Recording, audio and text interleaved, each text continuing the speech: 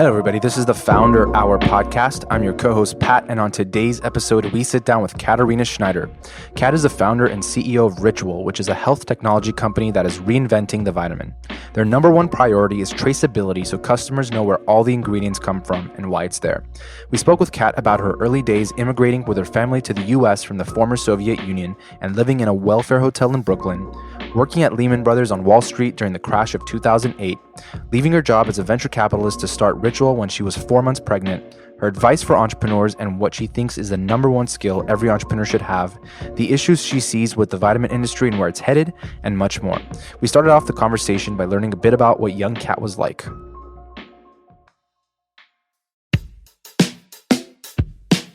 Young Kat was actually born in a different country. I was born in the former Soviet Union. And my family moved to the U.S. when we were refugees in 1989, and really had no money, but a lot of grit and conviction. We lived in a welfare hotel in Brooklyn, and my parents and myself, we barely spoke English, but quickly learned English. My mom ended up going to business school or learning English, then going to business school and working on Wall Street. My dad became an engineer and then eventually started his own software company, financial software company. So I was just always incredibly inspired by my parents. And they were, by our family and friends, were told to not kind of take those kind of risks. They were told to do more kind of predictable jobs just to make money, but they took the risks and really, as a kid, I went from being super poor, growing up in Brooklyn, to having a stable life and realizing that I too could achieve my dreams and what I wanted to do in my future.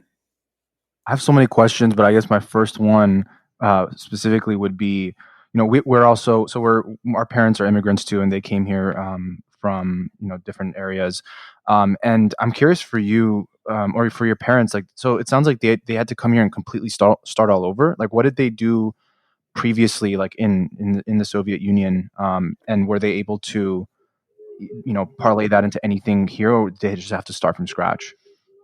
No, they parlayed it. I mean, both of them had mathematics backgrounds. They're both mathematicians. And my dad was doing, I think, a bit of engineering in the Soviet Union former. Now it's like we lived in Ukraine and then it turned to Russia. It's like kind of a confusing place. I don't know where did you guys come from? We're Armenian, so we're familiar with it all. We know it all. Yeah. Yeah, it's a kind of a hot mess. But yeah, so my mom was nothing hot about it. Right, exactly. Especially right now. Yeah. So my mom was a mathematician, but a lot of Eastern European women became estheticians and manicurists and kind of just, and some are excellent at that work and are kind of, I think, destined to do that. My mom wanted to, she's just really interested in finance. And so she ended up working in finance in Wall Street and kind of going against the grain. And, which is really inspiring to me was just how great of a mother she was too, and she is. It wasn't just, she would work really late hours. She worked on the trading floor, but she would always have dinner for us, and she was just always engaged. So it was kind of my first taste of being so close with someone who was balancing everything, which is something that I've always been trying to do myself with 3 kids. Right. And around this time when you first moved here, like, was there like a big wave of people coming to America from the Soviet Union during that time, or was your situation a little bit different, like more specific? No, there was a wave. There was a lot of kind of Eastern European Jews leaving the Soviet Union, and there was an arrangement with Gorbachev that allowed us to leave. And there was an organization that helped us move. We moved to Austria, we moved to Italy, and then we moved to the U.S. But we got really lucky. Mm-hmm.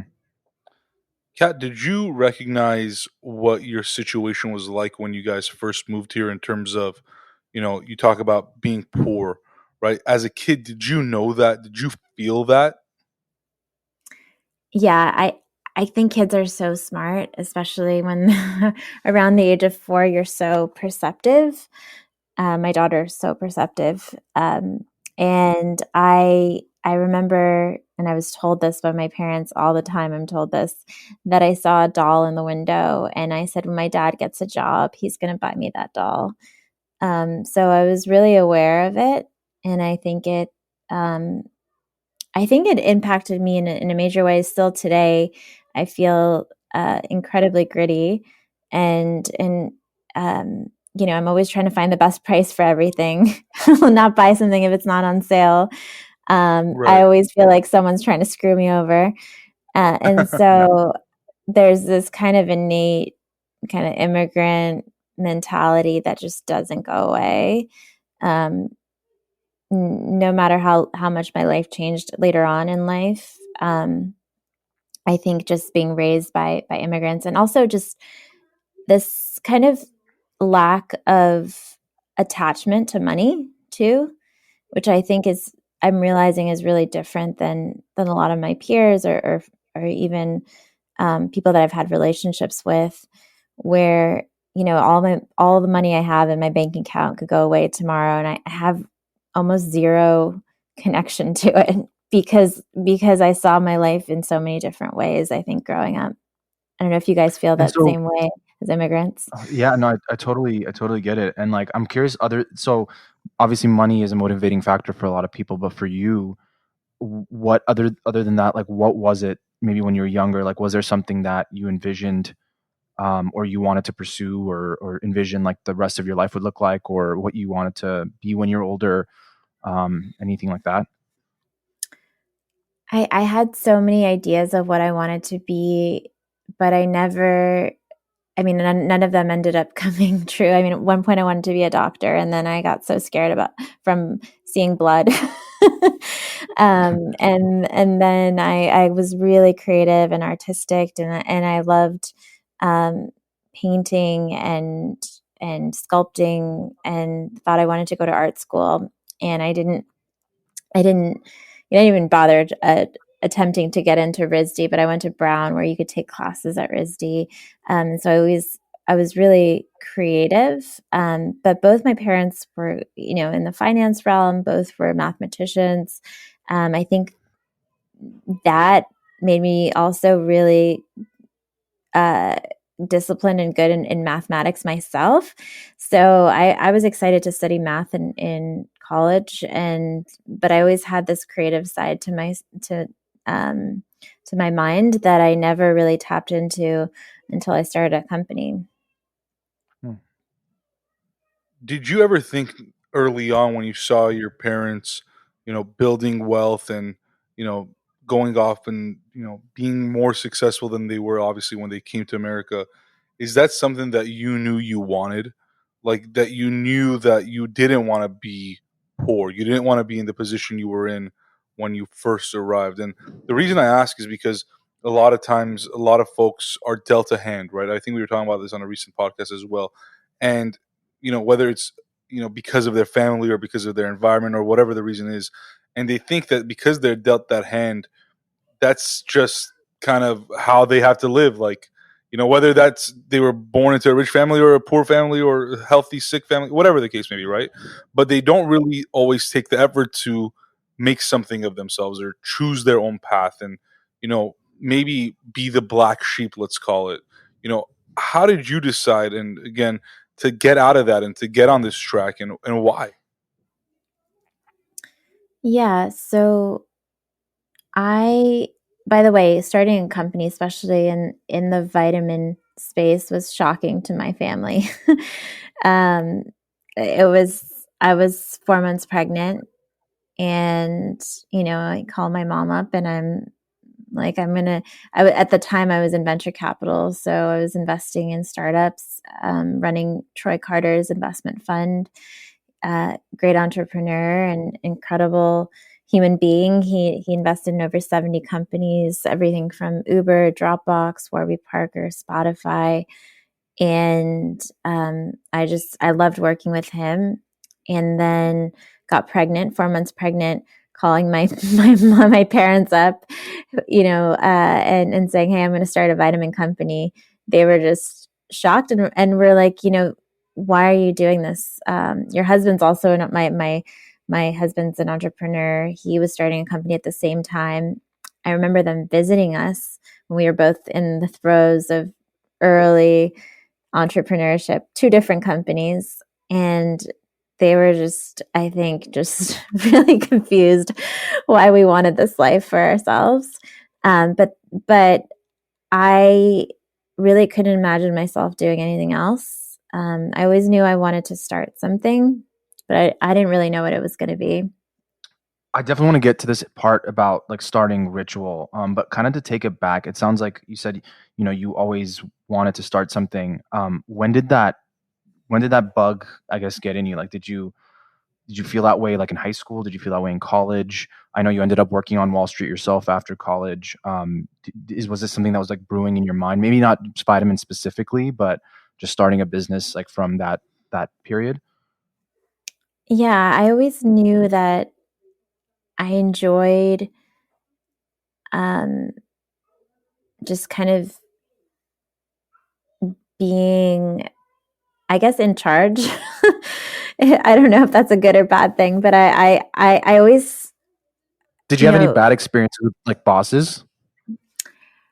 um, that's a funny one because they probably would listen to this, so I don't want to say. But I, I've always worked for CEOs. I mean, after Lehman Brothers, so I went into investment banking after college because that was the thing to do post studying math and economics. And at the time, I worked at Lehman Brothers, which then ended up in the biggest bank failure in history. And then I worked for a great boss at a startup doing strategy and ops. And then that company sold. And then I started advising CEOs in entertainment. So I worked for the CEO of Shine, Emiliano, who's a great guy. And then for over a year, about 2 years, I worked for Lucian Grange, who's the CEO of Universal Music. And that role was incredibly entrepreneurial, um, where he really kind of gave me the reins to think about things holistically. I worked on the Spotify deal, helping bring Spotify to the US. And it was kind of my first taste of like, hey, I think I can do this. I was in the boardroom with, all men in their 50s, talking and presenting to Vivendi, which was a public company that owned Universal Music, and flying all over the world with Lucian, who's still the CEO of the largest record company in the world. And I was his right hand chief of staff, then head of global innovation there. And I was 24, 25. And so seeing kind of these incredible all male entrepreneurs operate, I kind of got this confidence that I'm like, hey, I could do this. I know, I feel like I know kind of the answer or the direction we should go in sometimes, or all the time really, before other people do. And I think I can make the right decisions if I started my own company. But I didn't know what it was going to be. I didn't have any ideas, but I knew that if I did that, I had that confidence, which I think is really the hardest thing to have to start something. Where do you think that comes from? I mean, was it just from experience and being in those roles and sort of seeing like how you could, I guess, stack up or compare to other entrepreneurs or other people that you might be working for? Like, did you have to go through that, or was that something that you think you had before you even worked at these companies? I think I think it was training. It was almost confidence training, I would say. And I got confidence training by being around really successful CEOs and realizing that the decisions they were making, I could make myself. And that many times in my head, I'd be like, oh, I would do this. And if they did this, it would play out the right way. And over time, I saw that the decisions that I was making in my head were the right ones. And so I think over time I got a lot of confidence. And I also think I was just really lucky to work with incredible CEOs that became mentors to me that also helped build my confidence. Troy was probably is one of the best kind of confidence boosters out there. He was an artist manager. He managed Lady Gaga, a bunch of other artists, and classically was incredible at building their confidence, and then also was incredible at building founders' confidence and everyone that worked for him. So he kind of also gave me that push. And when I told him I was starting something, he was incredibly supportive of that. Kat, you talk about post college, and up until 25 years old, having all these jobs where you're literally working with CEOs of top companies, not even just like a 10-person family office. I mean, how are you given those opportunities? I mean, a lot of 21 to 25-year-olds, or even 31 to 35-year-olds, aren't in that position ever, right? Or ever in their lifetime, in their career, don't end up in those roles. I mean, what did you do? Like, how did you get there? Like, right? We have a lot of young folks and young professionals listening that I'm sure would love to be in those positions, or try to get into those positions. Give us some, not only advice but some insight into how that all happened. Yeah, I think I learned early on that it was all about relationships. When I started in investment banking, I was terrible at it. I was probably the worst, investment banking M&A analyst that has ever touched Excel. I could tell that was not meant for You're the me. one that crashed Lehman Brothers. Yeah, if I had something to do with Lehman crashing, I wouldn't be surprised. I probably miscalculated something. I mean, I think people are still surprised that I studied math in college. I can't even like add things in my head. But early on, I I just realized it was all about relationships, and so for me, there was actually it all became a series of relationships that led to one job to the next. So I got a job with the CEO of um, Shine because I was working with a woman who was friends with whose husband was friends with the CEO at a previous company. I got the role at Universal Music because actually my boss at Lehman, his wife was working at Universal Music and was like, hey, you should check out this role that we have for kind of a chief of staff type role for the CEO. I'm going to put in a good word. And then I met Troy because Gaga was one of the biggest artists at Universal. So I think word got around that I was, working for Lucian, and Troy was actually close with my husband as well. So it was all kind of a series of connections, and then also fundraising. The first check into the business was somebody that I met on this entrepreneurial trip to another country that I'd known for years. So it was all about kind of maintaining relationships and friendships that I met at all different stages in my career. Yeah, because what's interesting is that that a lot of people, I think, especially when they're younger, they have this like one track mind of this is what I want to be, and they kind of go after labels.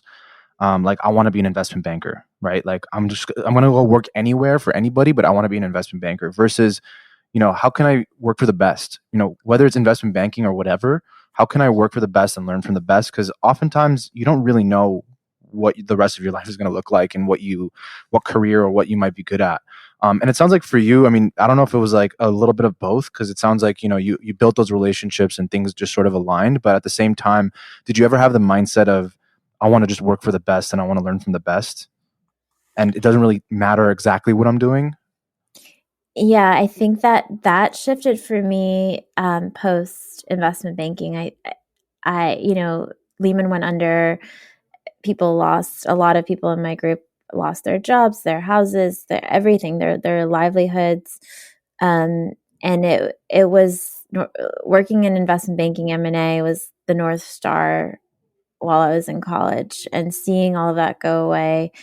I wanted to do something that was fulfilling, um, that I got to work around people that I really cared about.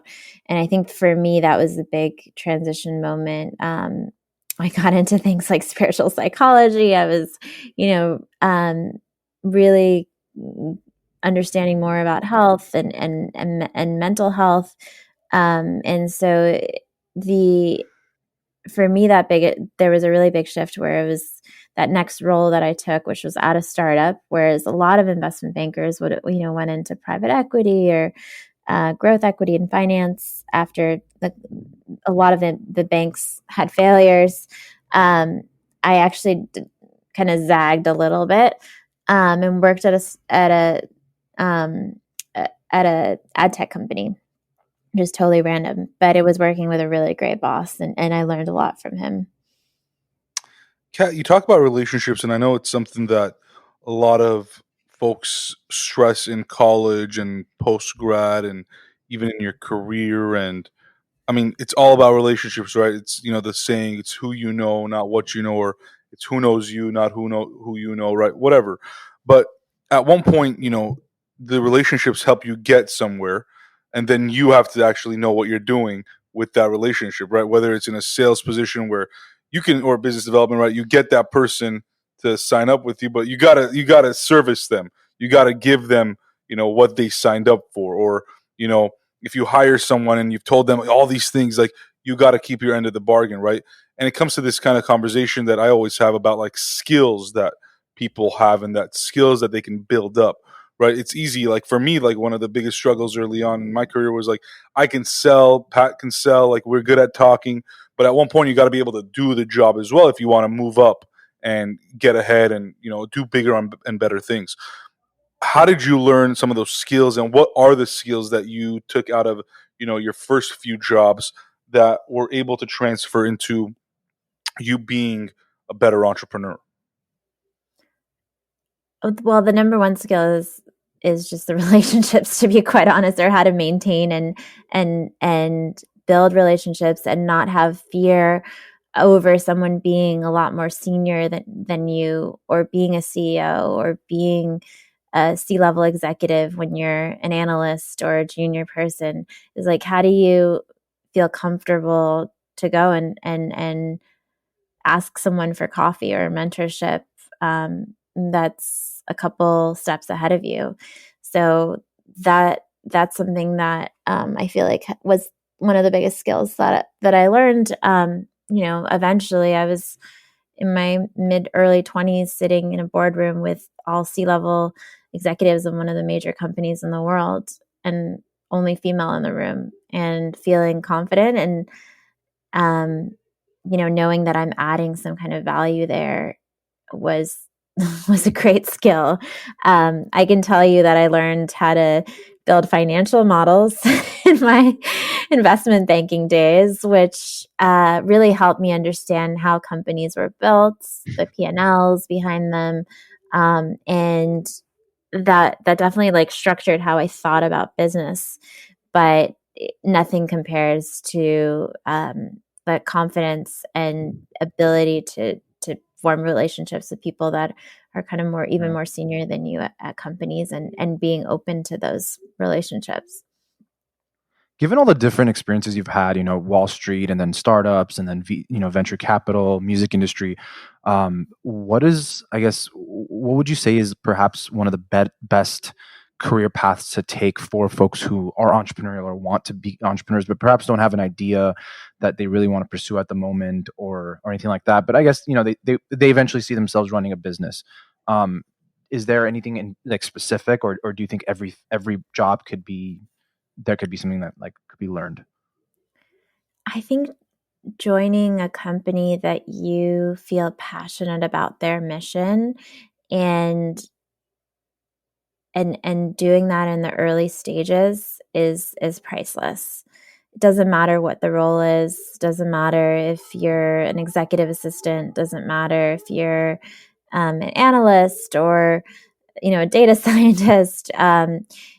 Just being part of that vibe early on will help you be a better entrepreneur in the future. And what's interesting with Ritual is I would say that half of the people that I, have spoken to or interviewed for so many different roles that at our company all tell me that they want to be entrepreneurs in the future, but they don't know what they want to do yet. And that to me is actually one of the most exciting answers that someone can give, because especially in the early stages of a company, even though we're a bit later stage now, you've got to be entrepreneurial in those roles because no one else is going to be doing that job. So joining a company in the early stages is probably the best thing you can do and the best way you can learn. And then I would say if you have a great idea, just go for it. A lot of people wait too long and don't have the confidence, or they're like, hey, I need a co-founder, or a lot of excuses for why they shouldn't start something. But if you're really passionate about something, the best way you can, and you have the idea, the best way you can learn how to be a good entrepreneur is actually just being an entrepreneur. Did you have any other ideas like throughout your, I guess, like a formal like career before you started Ritual that you like pursued, Oh, yeah. even though it was like, yeah? What were some of those things? I have a different idea every single day. It's kind of annoying actually from my own mental sanity, but nothing to the point where I was like, I'm going to risk our foundation as a family to go and start something and risk everything. And Ritual was the first time where I felt like I couldn't do anything else. I couldn't think about anything else. I had to do it. So you're at Atom Factory, which is the firm Troy Carter started. What did you see? What was the opportunity that you saw where you decided this is big enough for me to take that risk, especially where you were in your life, having kids or you said you were pregnant when you left. What was the opportunity? The opportunity I saw was to reinvent the vitamin industry from the ground up. I was 4 months pregnant. I was taking a prenatal. I was looking for a new prenatal. I knew I needed to take a prenatal, and yet I couldn't find one that I trusted. I couldn't find a prenatal that had clean, traceable nutrients, but then was also scientifically backed. And I just couldn't find a brand that I trusted. And I called up, so many friends and said, hey, what vitamin are you taking? And literally nobody could remember the brand. It was Nature something, yellow bottle, brown cap. And it was just shocking to me because at this time, this was over 5 years ago, most of us cared about where our food was coming from, where the products we were putting in our bodies were coming from, or what was in them, especially if we were pregnant. But yet something we were ingesting every single day, like a vitamin, people didn't really think twice about. And it was I was just about to say shocking. it seems like even at that time people were moving away from these big vitamin brands and going more like what's the word, like I don't know, natural things, or some holistic medicine and different types of alternatives to like these big brand vitamins. Is that right? I mean, from what I remember. Yeah, I think the idea of functional medicine, the idea of preventative medicine was definitely more kind of on the forefront. But, simply put, it's most of us need to be taking a multivitamin. We should all, if we're pregnant, most doctors would recommend a prenatal vitamin. So there's nothing kind of alternative that you can do there. And so it was really just about filling the gaps in our diets at different stages of our lives.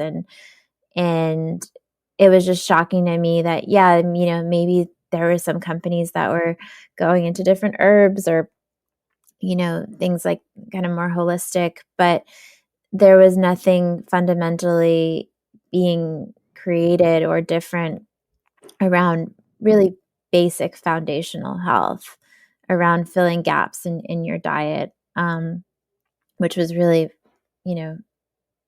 the base of everything. And a prenatal was really it was just surprising to me.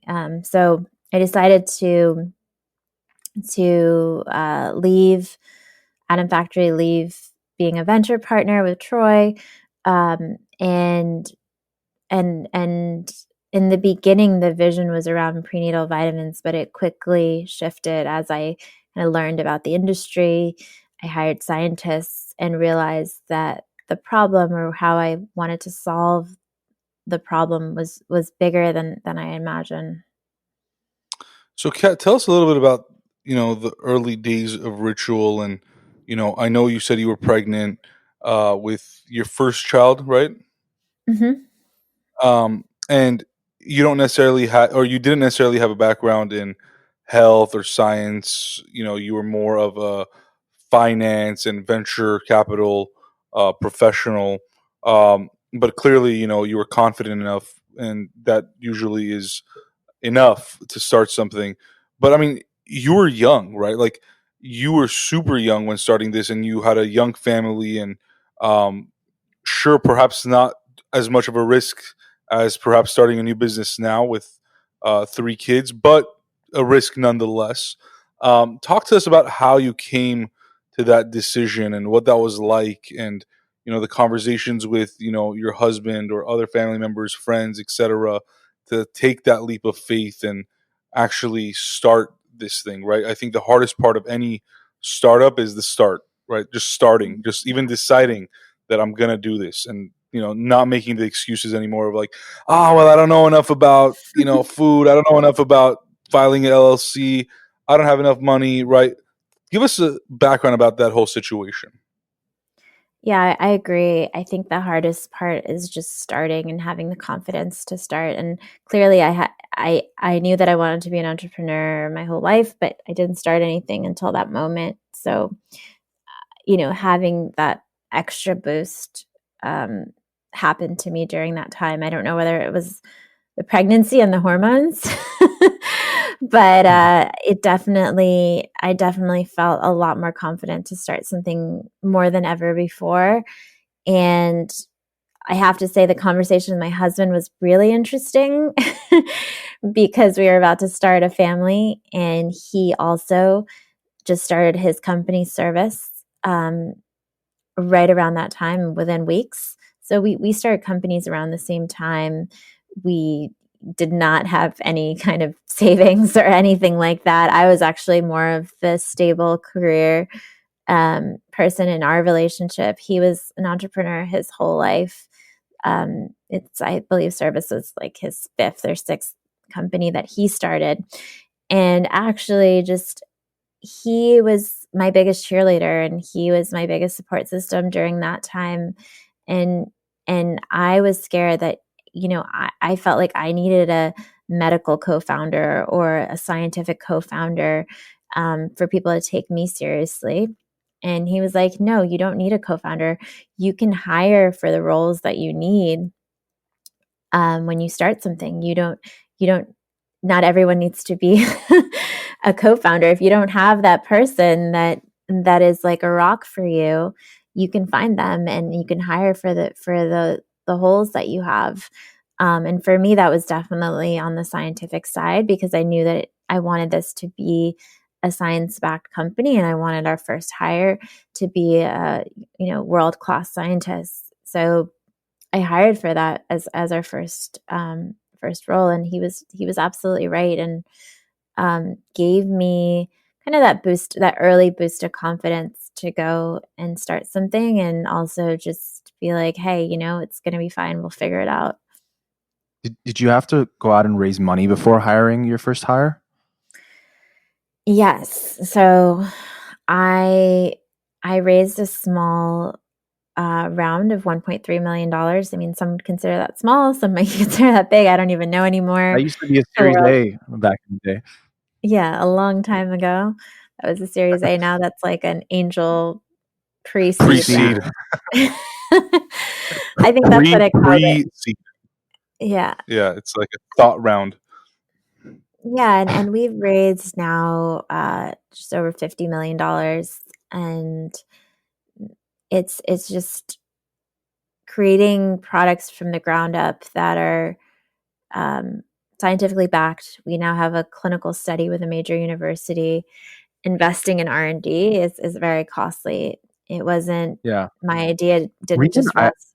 Yeah. Oh, sorry. Go The ahead. reason I ask is because, to your point, like to the feelings that you were thinking, I think were valid. I mean, obviously, I agree with your husband that you don't absolutely need someone who's a technical person or a medical person, or depending on what you're starting. But it definitely helps, and you can maybe speak from your experience as a venture capitalist. Like when you have that person in the room that perhaps maybe for the venture capitalists or angel investors who are investing, like giving them that peace of mind of, we don't have to like start from like zero. Like we have someone that at least maybe understands the technicalities behind it that could give us a little bit of a boost where, perhaps it's not as big of a risk. Like it kind of diminishes the risk a little bit, perhaps. So I guess for you, like what was your experience pitching to investors without that person? And like, I guess, I mean, I think that obviously there are certain things that you could do as a solo entrepreneur that perhaps you're not a technical person to compensate for that. But how did you go about it?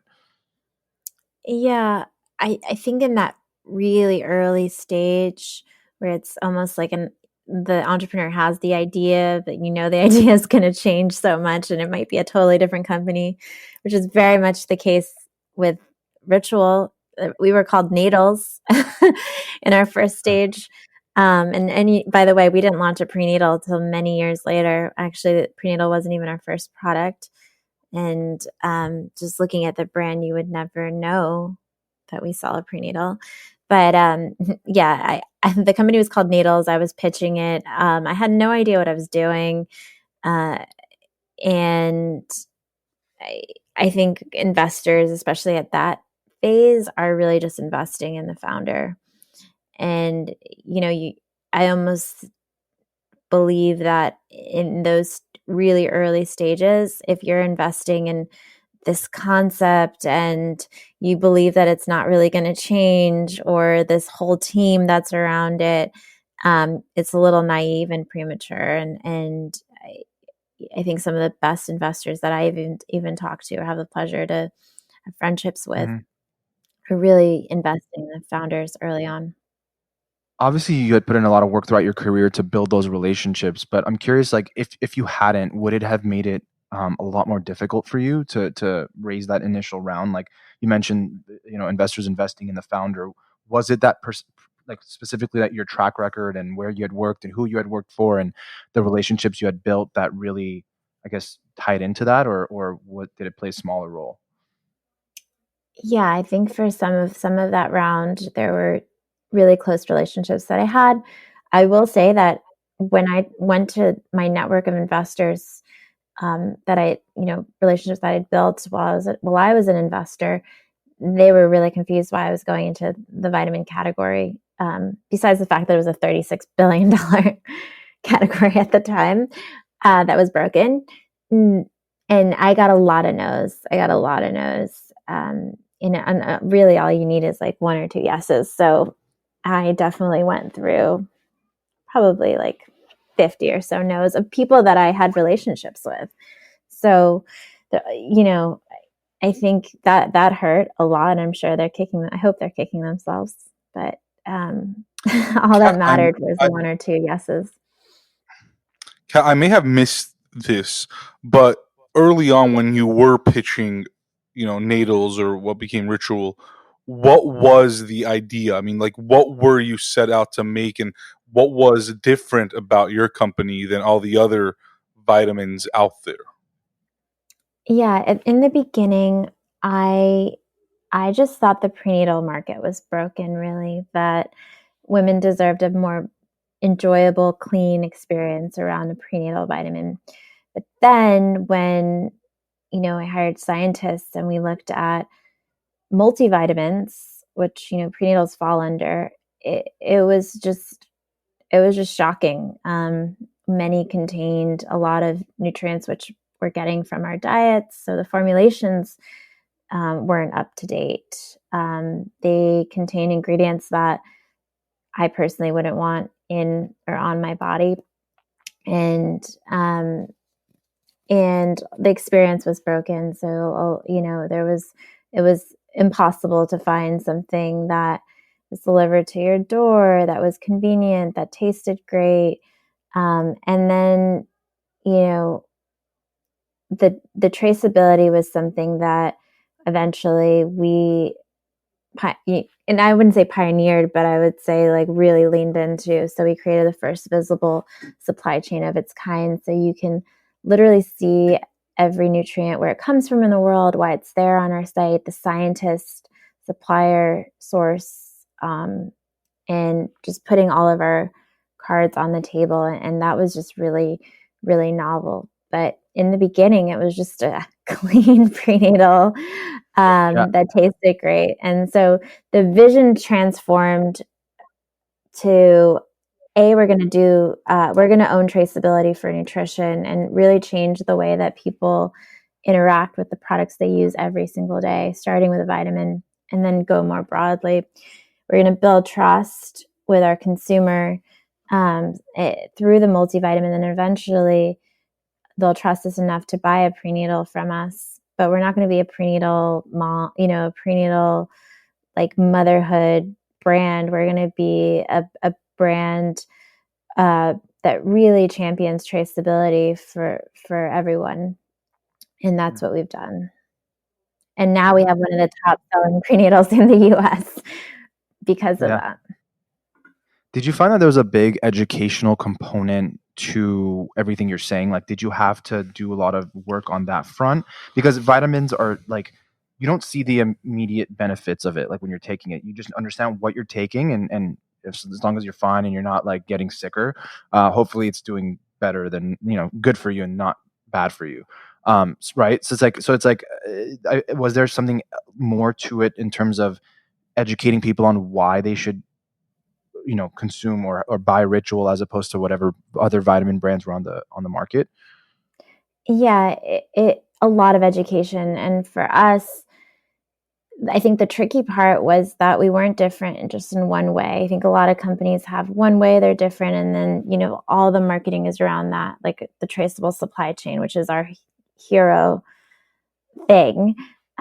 We really just started from scratch. We reformulated something. We looked at diets, genetics, lifestyle, and so much data to come up with our formulations. We then found nutrients from all over the world, omega-3s from microalgae from British Columbia, D3 from wild harvested lichen from the UK, K2, MK7 from Norway, so on and so forth. Created an open supply chain and then encapsulated our products in our multivitamins in a delayed release capsule that bypasses the stomach, gets released in the small intestine.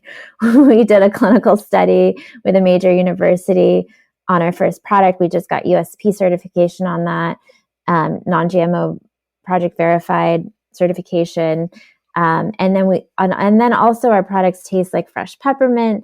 Our prenatal tastes like citrus. And it's delivered to your door. So that's a lot. There's a lot of education that goes into that. And ultimately, and I think it made it quite challenging for the team, but ultimately that's actually where I think the brand has shined, where this industry has just been really hard to, you go to a store, you can't learn anything about a product. There's very little space. Right. But with our brand, you can go as deep as you want. We literally have interviews with every supplier of every nutrient not every nutrient now because we've scaled, but there's interviews with most of the suppliers on our site.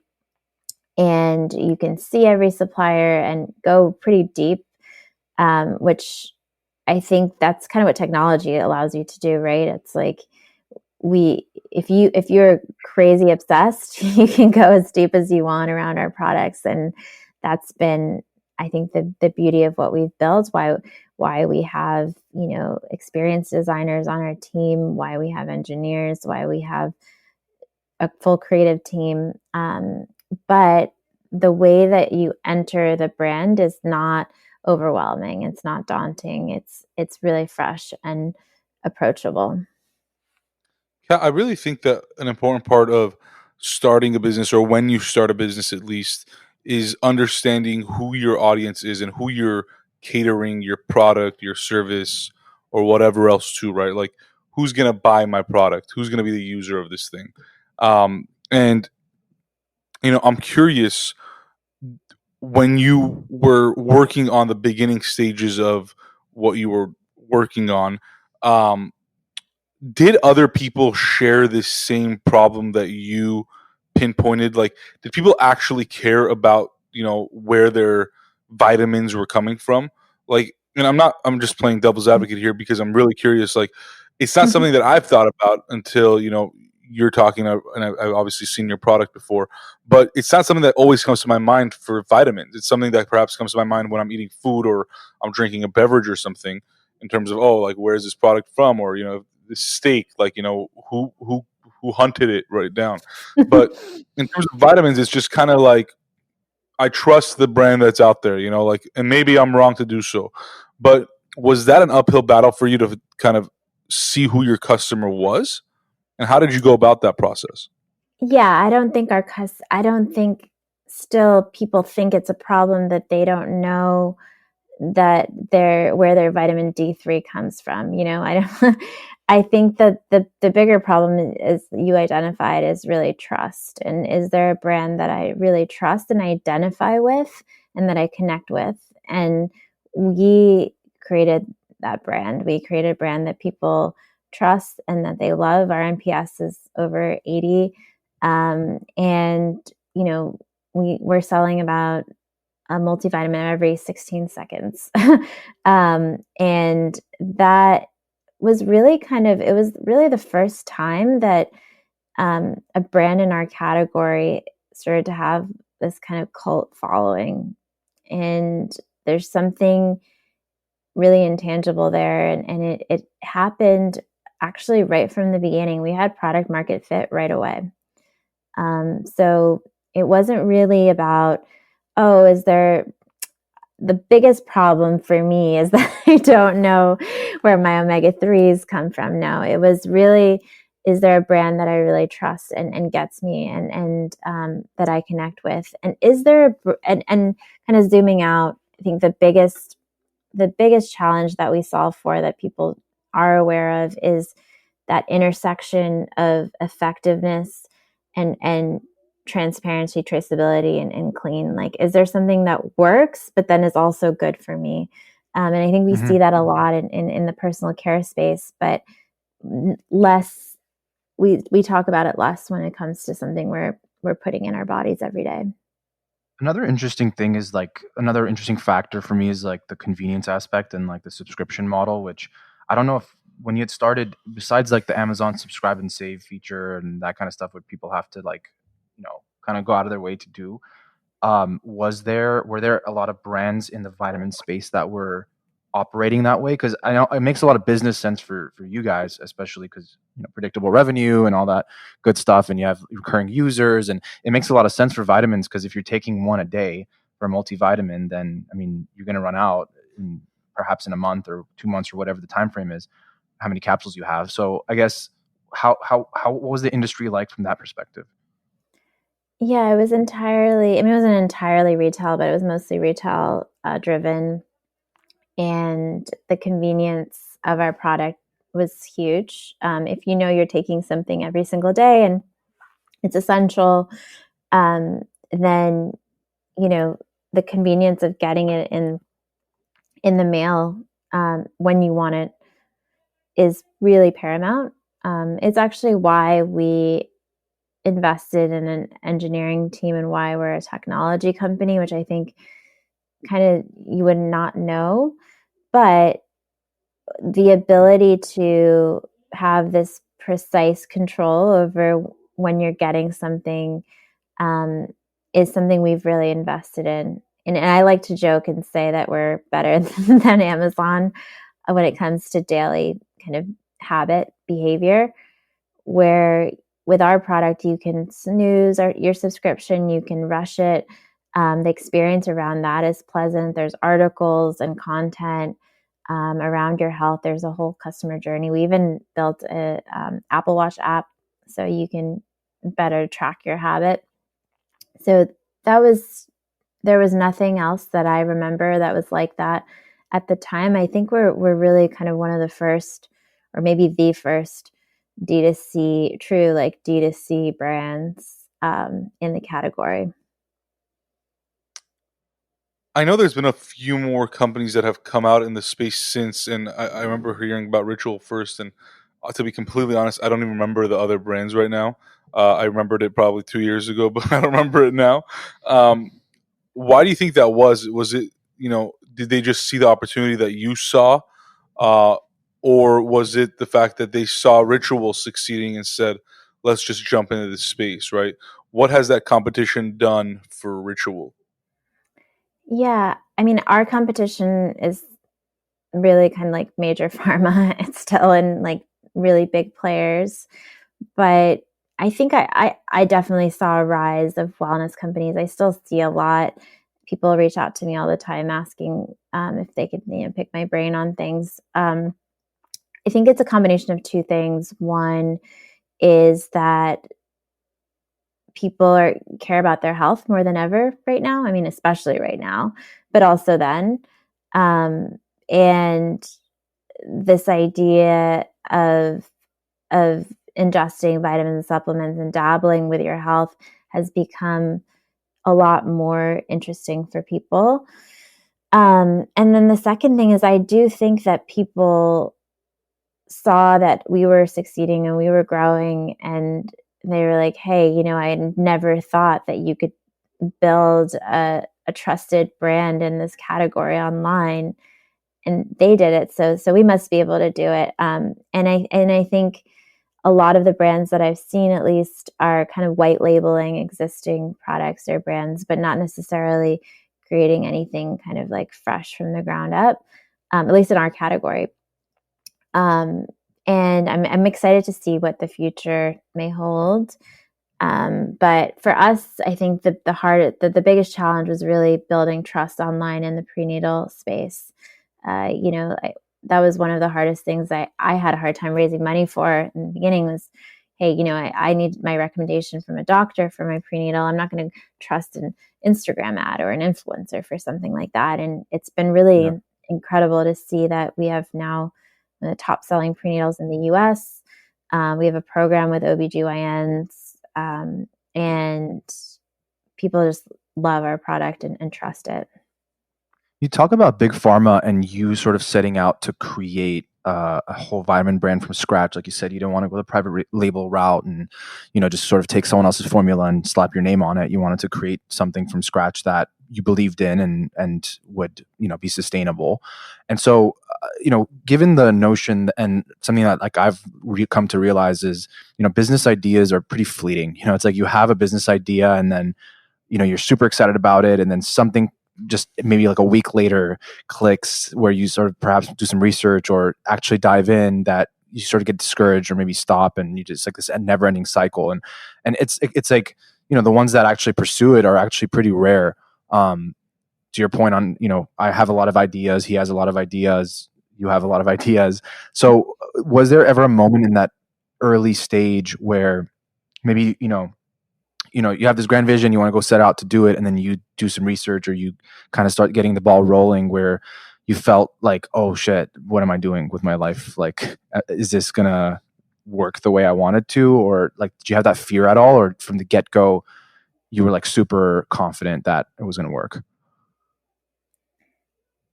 It's interesting. I always had that fear. And when I saw, and I actually went through multiple iterations of the brand direction. So I hired one agency to do the brand design, and it was very like I don't know, very luxury. It was not what Ritual is today. It was not accessible. It kind of looked like Aesop, actually, but yeah, I don't know how Love we ended Aesop up too. looking. Yeah, I love Aesop, but they're great, and Ritual should not be Aesop. And so when I saw that, I was like, oh, this is good, but it looks very familiar. It doesn't look like its own brand. Um, and then I hired this incredible designer and creative director, and she helped us bring our vision to life with the bright yellow and the warm aesthetic. And it was just clean, scientific, accessible. And when I showed it to people, they were like, oh, with the product, they were like, I would buy this in a heartbeat. And I never bought a multivitamin before. And it was similar to me, I'd never bought vitamins before I got pregnant. And now I would say more than half our team were never really vitamin takers. But there's something about the brand and seeing the brand brought to life that gave me this renewed confidence and lack of fear. I was like, everyone I know will love this brand. So I think design, visual language plays such a huge role in that. And it's actually been something really interesting for me to see, because I'd always been a creative through and through my whole life. I just never pursued careers in the creative world. But now I would say I'm an incredibly creatively led CEO. Yeah. And I totally agree with you, but I'm curious what you think about like where's the most pivotal role the design and the brand and the aesthetic plays? Is it like very early on just to sort of grab the attention and get the customer to, purchase your product? Or do you think it's something, maybe not the brand specifically, but I'm just talking about the aesthetic, something that matters in the middle and later stages as well in that journey of in that customer business relationship journey? It matters all the time. And I think what a lot of founders get wrong is like they'll go to a agency or something and they'll pop out a beautiful brand, but then they never keep up that, not just the aesthetic, but they can't keep up that creative because they don't never end up hiring in-house creatives, or they don't preserve that brand integrity for the long haul. And it's easier now than ever to there's so many amazing agencies and talented people that can pop out D2C brands. But the integrity, the mission, what you stand for actually helps drive the creative through and through long term. And I feel like that's kind of what we had. Um, it was just very personal, and it continues to be. It's my mission, and I think it inspires really creative people to continue to build. And the design for the brand can shift, but I think we got really lucky, because not lucky, but it was very intentional what we did, which was I knew that eventually we wanted to have products for the whole family, and I wanted the brand to be slightly androgynous, and if we created products for men as well. And so the brand has really scaled nicely as we've launched men's products, women's products, and we actually just launched kids a week ago. Awesome. And Kat, what's been the most challenging part of being a founder for you, right? Especially as the company has grown and you've grown and you've become busier with 3 kids and having to run a family and run a business and keep sane, right? Like what's been a challenge along the way, or perhaps challenges that have been notable? Yeah, it's a good question, because I'm actually really loving it. I always, it's weird. I feel like if I had billions of dollars tomorrow, I would still be doing exactly what I'm doing in the same exact way, and I wouldn't change anything. Um, so there's just challenges every day. I think the pandemic has accelerated growth for us as a business, but has also like accelerated my personal challenges, and I think most parents' challenges So on the Right. human level, it's just been, and I just really released an interview with CNBC about it, where the pandemic's just had a profound impact on moms. Moms are just dropping out of the workforce at such greater levels. Like as a CEO of a business that employs moms as well, I think just figuring out ways of keeping them, right now is challenging, and as a mom myself is something that I connect with greatly. So I think this has been an extremely difficult time where moms have to be, caregivers, therapists, workers, teachers, and all these things right now. It's unprecedented, and the workload definitely falls. Emotional workload falls on moms. You mentioned, I just kind of sort of want to dive into your mindset here. Like you mentioned, let's say, you had $1 billion today, you would still be doing exactly what you're doing. And I, just to kind of press on that a little bit. So, as entrepreneurs, I think that one of the things that makes you an entrepreneur is that you sort of want to maximize. It's this, I don't know, like, so in like psychological terms, like there's maximizers and satisficers and people that just sort of are always trying to level up in a way, whether it's through their life or just like level up other people's lives. So it's kind of linked, I think, to starting a business, because otherwise you could just go work somewhere and live out your days, just like satisfied. But you're just like trying to maximize, trying to maximize, trying to maximize. And so have you never felt like that feeling of like opportunity cost, where it's like, you know, as good as things might be, like, could I be doing something better? Like the kind of grass is greener feeling. Is that something that you have felt, even though it might not be true? Or is it like, do you think that you just found something that you're so passionate about and just see yourself doing forever, because it's a big industry and a big problem that you haven't really thought about it? Yeah. Well, what's interesting with our brand and why I haven't thought about starting, of course, I get new ideas every day, but I haven't left to start them, Mhm. is that we're really changing the way that people interact with the products they use every single day. We're not just changing vitamins, but we have an opportunity to change everything in your house that you use every day and take it to the next level through traceability, through science, through better experience. And I think you get, once in a lifetime opportunity to build a business to this scale and then take it even bigger. And we're kind of at that point as a company, with hundreds of thousands of active subscribers. I feel like we're just at the surface of that, but the brand, the foundation, the way it clicks, that connection, I think, is such a rare opportunity. And I feel really lucky and excited about how much bigger it can get. I could go and start something tomorrow, but I don't know that it's going to click right away, even though I'm very confident in myself. Yeah. I'm excited. I'm excited even personally for the opportunity to build something really mass scale and make this brand into a household name. It sounds like you're trying to take on Amazon in the next like 5 to 10 years. Is that the goal?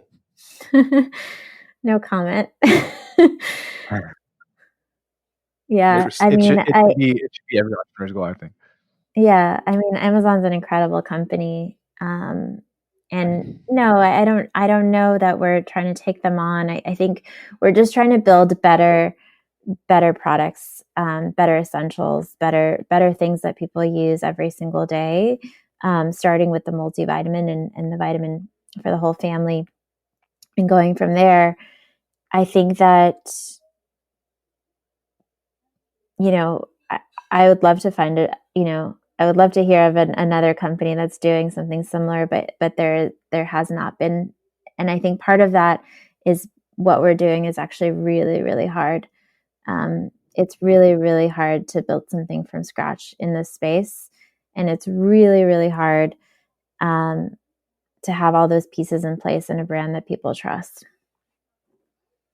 And is that because of like it sounds like it's not necessarily, or perhaps I'm wrong, but it's not necessarily the barriers to entry that make it hard, but more so what comes after. Is that right? Or is it both? Like, is it just like just even that hard to break in besides just like building the brand out?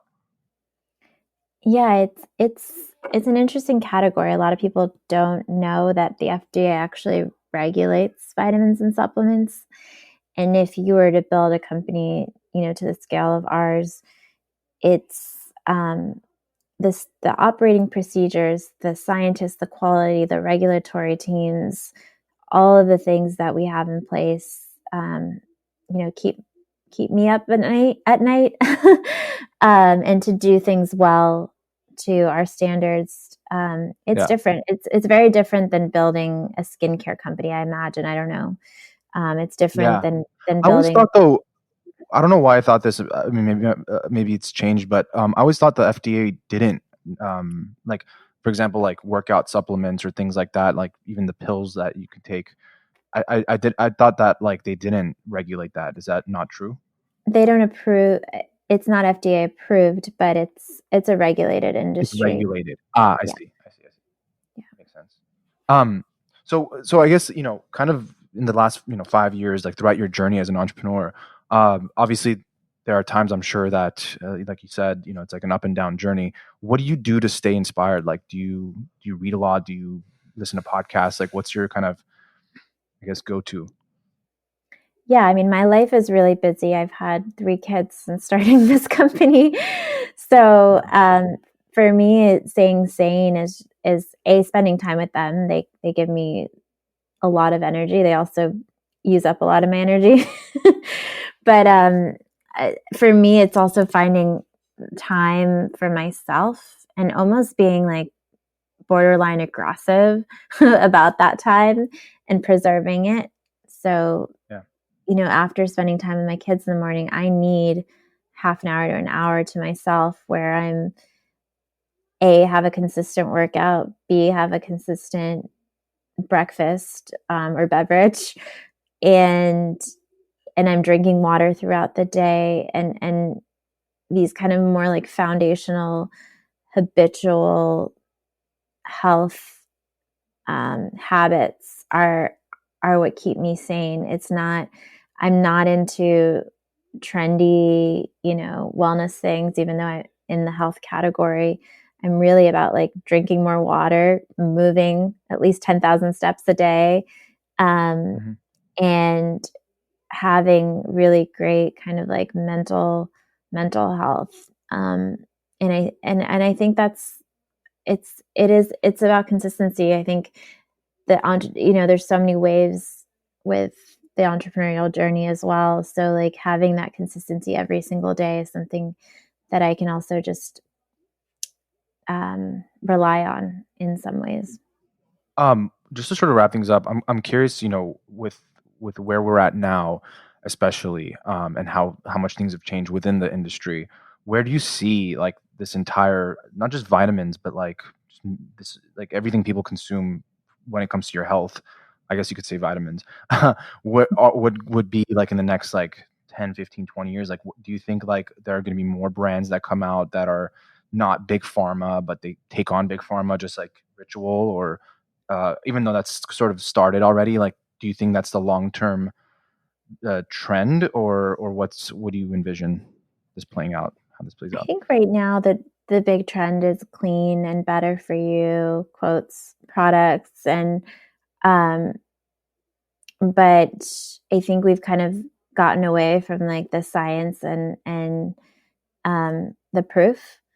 And the future to me is that intersection of clean products with science. I think that is actually really exciting. I think it's exciting to have clinical studies behind, um, alternative ingredients or alternative products, and actually investing in the research. A lot of times, you know, we we just released a postnatal vitamin, for instance, and there's just so little studies and research on women post birth.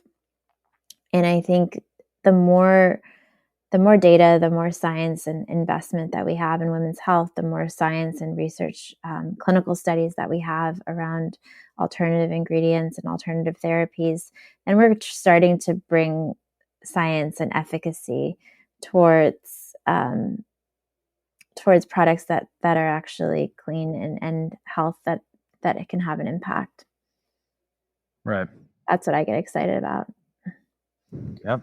Well, I mean, this has been awesome. I mean, given how busy you are, I know it's been a long time coming, so we appreciate you, taking out the time and squeezing in this conversation in your day. And it's been, I mean, just like hearing your story and kind of how this whole thing started and where it's going. It's super interesting to both of us, and I think the listeners would take a lot away from it too. And we can't thank you enough.